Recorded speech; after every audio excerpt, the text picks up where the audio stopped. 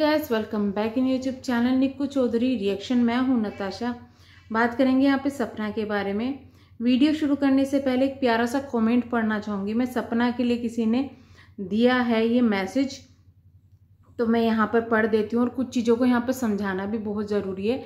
ये शायद बहुत से लोगों के दिल की बात होगी जो इन्होंने यहाँ बोली है। Sapna didi please try to understand, they love their grandchild so much, you can see in their eyes. और बात रही प्रॉपर्टी की, तो आप लोग साथ में रहो। प्रॉपर्टी से ज़्यादा इम्पोर्टेंट है फैमिली का साथ रहना। वहाँ पर वो लोग भी अपने ग्रैंड चिल्ड्रन को बहुत प्यार करेंगे और बाद में आफ्टर ऑल सब तो आपका ही है। जो भी बात है आपस में बात करके सॉर्ट करो। We want to see your family together, please don't make video against them. तो ये इन्होंने जो है कमेंट लिखा है। देखिए, ये कोई उनके सब्सक्राइबर है जो चाहते हैं कि फैमिली एक साथ रहे।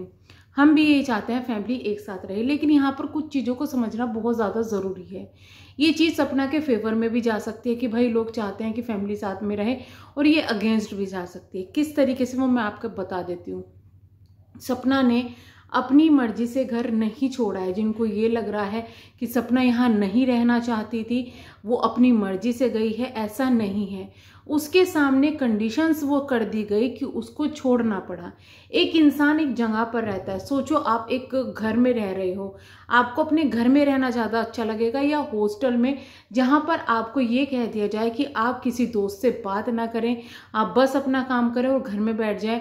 आपको लिमिटेशन में बाहर जाना है, आपको ये करना है, आपको वो करना है, तो वहाँ चीज़ें बहुत ज़्यादा हार्ड हो जाती है। ऊपर से कोई भी सीनियर आकर आपको गाली दे रहा है, आपको टॉर्चर कर रहा है, तो आप क्या करेंगे उस कंडीशन में? थोड़ा सा समझने की कोशिश कीजिए। वहीं पर ये चीज़ें हुई सपना के साथ में।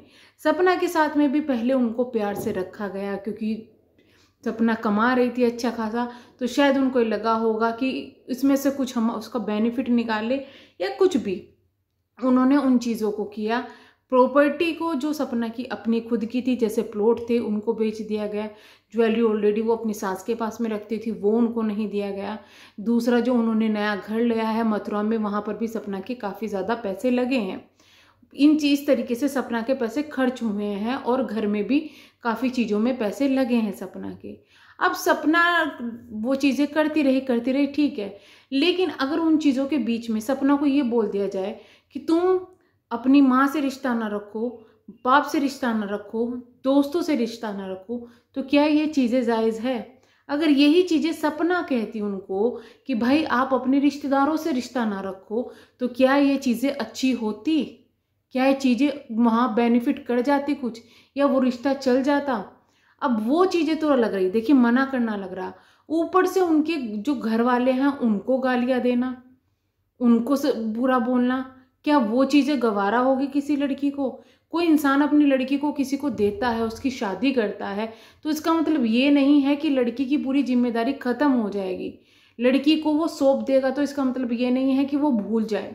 कोई अपने बच्चे को नहीं भूल सकता, और कोई माँ बाप अपने जो बच्चे हैं वो अपने माँ बाप को नहीं भूल सकते। अपने माँ बाप को कोई भी कुछ कहेगा बुरा लगेगा, भले ही माँ बाप भी कैसे हों, वो चीज़ बुरी लगेगी। तो ये सपना के साथ में हुई है। उसका एक पिलर था, जो लड़की वहाँ रहती थी अंशु, उसको वहाँ से हटा दिया गया। उसको लगा अब तू काफ़ी ज़्यादा अकेली पड़ चुकी है, नहीं एडजस्ट कर पाएगी, और वहाँ पर रहकर अगर इस कंडीशन में सपना को कुछ हो जाता तो क्या इसकी कोई जिम्मेदारी लेता? नहीं, कोई नहीं लेता। बस लोग ये समझ रहे हैं अभी कि सपना वहाँ से चली गई और जो लोग हैं वो उनकी एज हो रही है, वो अकेले रह गए। लेकिन आप ये भी तो सोचिए कि सपना अगर वहाँ से गई है तो क्या उसको रोकने की कोशिश की गई है? आपने ऑडियो सुनी है। अगर सपना वो ऑडियो ना सुनाती तो लोग ये कहते कि नहीं रोकने की कोशिश की गई होगी, सपना झूठ बोल रही है। पहली चीज़ें वो आप जो बोल रहे हैं ना कि बदनाम करना, क्योंकि वो वीडियोज़ ये सब दिखा रही है, क्योंकि वो उसकी मजबूरी है, क्योंकि उसे इस सोशल मीडिया पर रहना है, उसे इस जगह पर काम करना है। इतनी ज़्यादा बदनामी झेलकर नहीं कर पाएगी और कोई नहीं कर सकता, तो उसको ये चीज़ें क्लियर करनी पड़ेगी कि यहाँ पर मेरी गलती नहीं थी। सपना को रोका नहीं गया। दूसरा, वो घर छोड़कर चली गई, उससे ये नहीं पूछा गया कि तू कहाँ है, कैसी है, क्या है। जब ये चीज़ें सोशल मीडिया पर आना शुरू हुई, जब चीज़ें बढ़ना शुरू हुई, सपना ने पहले उनके पास में फ़ोन किया, किस लिए? कि भाई मुझे मेरा हक चाहिए।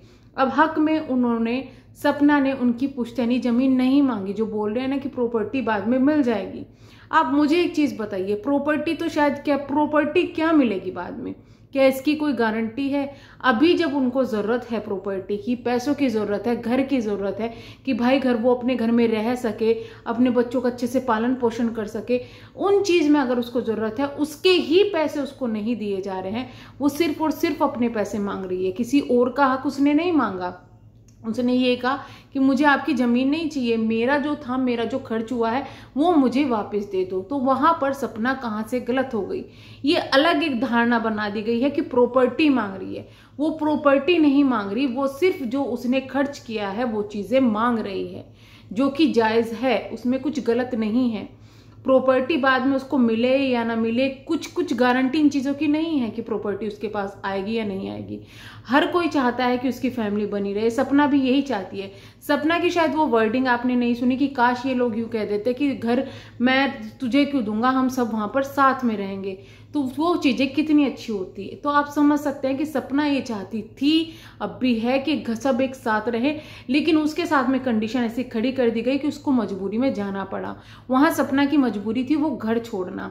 ये सवाल शायद बहुत लोगों के दिमाग में होगा, तो इस वजह से चीजें क्लियर करनी जरूरी थी कि प्रॉपर्टी के लालच में वो लड़की ये सब नहीं कर रही है कि ये प्रूफ दिखा रही है क्योंकि उसको सोशल मीडिया पर काम करना है, इसलिए उस सोशल मीडिया को वो क्लियर करना चाहती है कि भाई देखो मैं यहाँ गलत हूँ, यहाँ मैं सही हूँ। और अगर वो गलत होती, उसकी कुछ गलती होती, तो उनके ससुर जी बोल देते, जरूर बोलते। इतना कोई भी सीधा नहीं होता जिसकी इतनी बेइज्जती हो रही हो और जो चीजें हो रही हो वो कोई ना बोले। ऊपर से उनके पास में चैनल्स भी है, जो अंशु है, अंशु का चैनल है, अंशु के ताऊ के लड़के का चैनल है, बहुत सारे चैनल उनके पास में है, वो बोल सकते हैं, लेकिन वो नहीं बोल रहे हैं। एक चीज और नोट करने की है, सपना के सगे भाई ने भी वीडियो बनाई, मम्मी ने भी वीडियो बनाई, भाभी ने भी वीडियो बनाई, लेकिन एक भी गलत शब्द या उनके ससुराल वालों के लिए कुछ भी गलत नहीं बोला, बल्कि उन लोगों का भी परिवार बिखर गया है।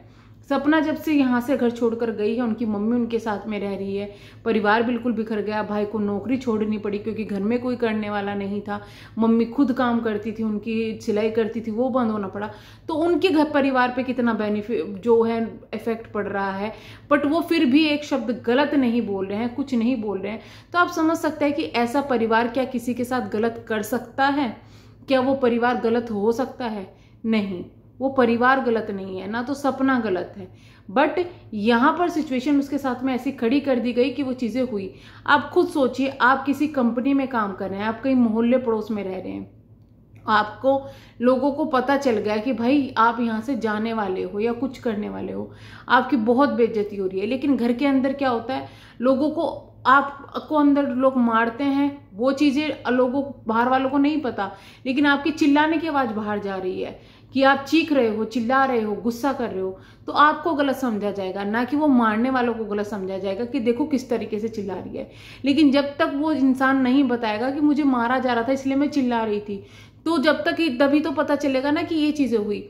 और उसको, आपको अगर उसी मोहल्ले में रहना है तो चीजें क्लियर करनी बहुत ज्यादा जरूरी है। आई होप आप चीजें कुछ समझ में आ गई होगी कि क्यों सपना इस तरीके से कर रही है, कि उन्होंने जो चीजें की हैं, फोन कॉल दिखा रही है या कुछ भी दिखा रही है। तो चलिए हम करते हैं वीडियो को एंड, मिलेंगे हम नेक्स्ट वीडियो में, तब तक के लिए bye bye, thank you so much.